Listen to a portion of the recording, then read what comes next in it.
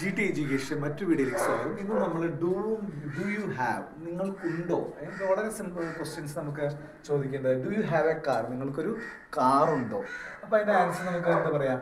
S I have a car. Yes I have a car. അപ്പം no ആണെങ്കിലോ no I don't have a car. അപ്പം no വരുമ്പോൾ don't എന്നുള്ളത് no I don't have a car.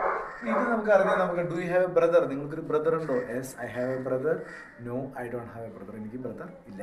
നമുക്കിത് practice ചെയ്യാം. Do you have a sister, നിങ്ങൾക്ക് sister ഉണ്ടോ? Yes I have a sister. No I don't have a sister. Do you have a house, നിങ്ങൾക്ക് വീടുണ്ടോ? Yes I have a house, എനിക്ക് വീടുണ്ട്. No I don't have a house.